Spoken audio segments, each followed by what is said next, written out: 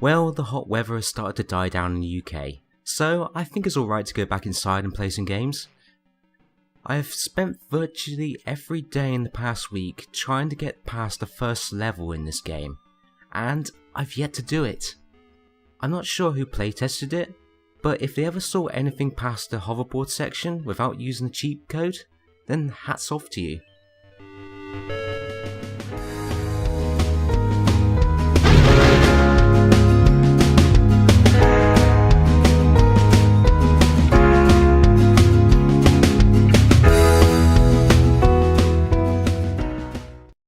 Back to the Future 2 is another movie licensed game based off the classic time-travelling comedy from the 80s.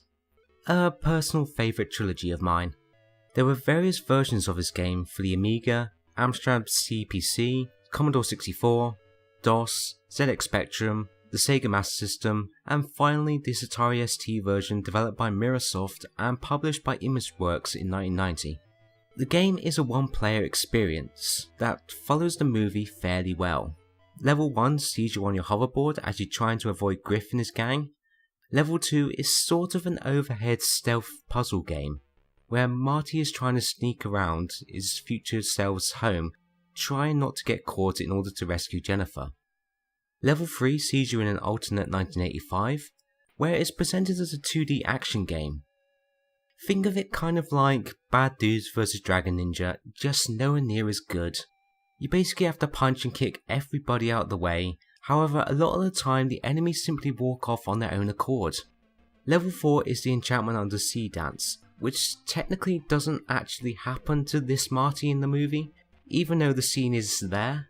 It's basically one of those sliding block puzzle types games, which I personally love. The last level goes back to the hoverboarding with Marty trying to get back the Sports Almanac from Biff in 1985. Overall, it's a good variety of levels, and at least it looks like the developers have tried to follow the film, with stages which actually fit. Graphically, the game is drawn very well, with the characters and backdrops looking very similar to the ones that appear in the classic films. It animates well, and there's some big sprites that appear on the screen. Of course, the one downside to this is that the game does slow down a lot. In fact, virtually every time a big car appears, then the game starts crawling until it disappears off screen again. It also contains some good music, with the ST's music chip doing some good work on the Back to the Future theme. From a visual presentation point of view, it is a good game. Unfortunately, there are a few other problems which set it back. For one, the controls are really stiff and horrible on the side-scrolling beat-em-up sections, and most notably the 2 hoverboarding stages. Which, consider that this is the start and end of the game, this is kind of a problem. I'm constantly having to fight the controls, and for some reason the punch doesn't work half the time, and it's often easier just to avoid the enemies if you can. The other difficulty comes from the game's logic. Every time you get hit, you lose energy. That's pretty standard stuff, but you also lose energy anyway just from moving about on the hoverboard.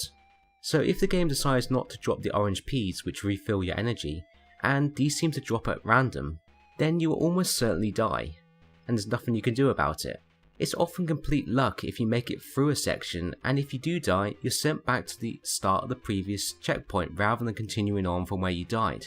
Unfortunately, it means that this hoverboarding section, which as I remind you is the start of the game, is somewhat difficult to make it past, and therefore you probably won't see past the first level. In fact, I've been playing this for a while now, and I think I've got close to the end. It's near the water section, but I've never been able to beat the first stage, and looking at other people on YouTube and their videos, I've not seen anyone actually get past this stage without cheating. So, in all, it's a rather difficult game to recommend. If the developers did a little bit of tweaking and eased up on the first level, maybe if they just stopped the hoverboard from slowly draining energy, then it would be better. But at the moment I can't really recommend it. If you want a Back to the Future game, I personally recommend getting the Telltale release. I think it was from 2009. It's available for the PC and a bunch of other consoles, but it's pretty much Back to the Future 4 in my opinion. But nevertheless, let's get on and play this one. So let's get on with it.